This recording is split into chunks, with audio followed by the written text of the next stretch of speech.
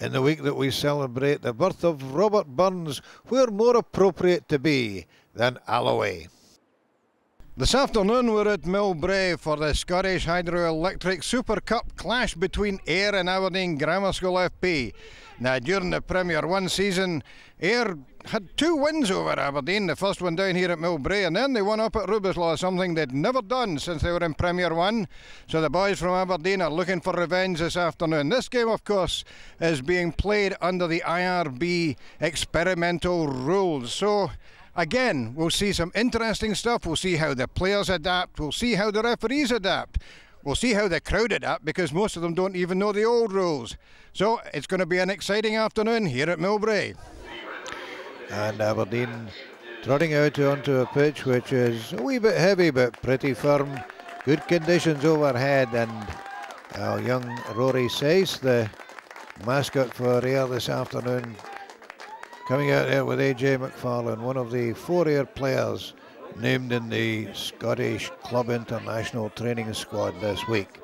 And in the first 20 minutes, well, the players were really just coming to terms with some of the new laws, particularly at the breakdown. But then there was a breakthrough by Richard McCallum, the tall number 10, scalping through there, and the ball worked out to Ewan Logan, and well, that pass was meant for his front row cohort, Stephen Adair, but that was what is probably best known as a prop pass. Ayr keeping up the pressure. Rob Lawson trying to work the ball away, and again at the breakdown it's a wee bit of a free-for-all. Hands, feet, bodies all flying in there, and Tanid Jerasevic clearing downfield, but only as far as Ryan Holland played a wee bit of football with it there. Taking the ball back up into the Aberdeen 22. And first of all, it looked like Aberdeen had won the turnover, but then it was Ayr. And the ball flipped back, Len Tippett out to AJ McFarlane. Oh boy, he held that one back beautifully to put Ben Colley into space, and Colley's offload giving Johnny McClung bags of space to go in behind the posts for the first try for Ayr. And that was 20 minutes gone, and the ominous sight for Ayr of Murray Lowe rolling his sleeves up on the touchline ready to come on as Ben Colley slotted a fairly straightforward conversion. A quarter of an hour later, Ayr back on the attack. McFarlane sniping round the side. Stuart Kerr and Stuart Cursor having a fair old tussle there. Damien Kelly off in a wee bit of a mazy run, pulling the defenders across the field with him. And then McFarlane out to McCallum, and McCallum's ball to Johnny McClung. McClung slipping, but slipping the ball up to young Scott Dalgleish, and his first start since September for Ayr. The youngster grabbing a try that you'll remember for a while.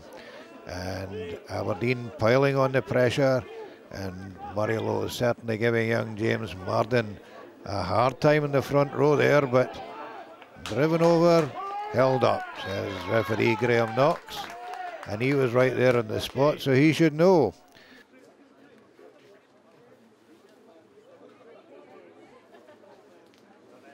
But in the next scrum, with Ewan Logan moved across from the front row to counter the substantial bulk of Murray Lowe.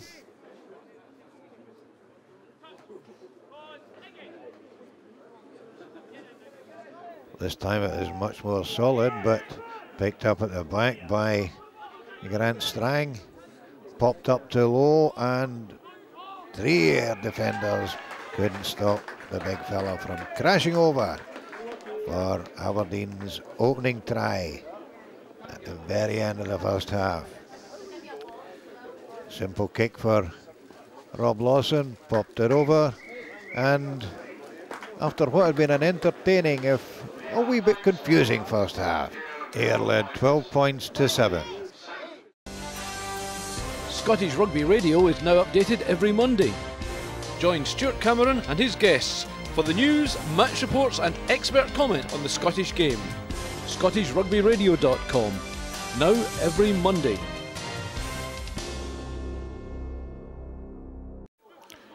Into the second half, and Ayr looking as though they were coming to terms with the new laws just a wee bit better. Loose pass there from McFarlane, well picked up by Ben Colley, busting through David Reeky's tackle. McFarlane working it out again, and a dream of a cutout pass there from Richard McCallum to put Cammy Taylor in at the corner. That was a pass to relish. Aberdeen determined to come back into it, putting pressure on Ayr straight from the restart, but the ball coming back to AJ McFarlane. McFarlane's kick downfield, pursued there by Ryan Holland, and oh, what a fankle they got into the Aberdeen defence, and a race between Paul Burke and Grant Walker. Burke getting the touchdown, and Walker saying no, he didn't. So Burke does his Thierry Henry impersonation, and then, well, 62 minutes gone. They don't come much easier than that. The Ayr pack putting the pressure on, the ball sparking out the back of the Aberdeen scrum. AJ McFarlane getting the touchdown, and with a very relaxed looking kick, Ben Colley taking over the conversion. As the game moved into the final stages, both teams pretty exhausted after what had been a frantic afternoon, but just look at that siding break there by Ben Colley, finally pulled down by Simon Griffiths. Ball out to Richard McCallum, and on his elbow, Evan Kello flashing in for a terrific flanker support try. Try number 6 for Ayr.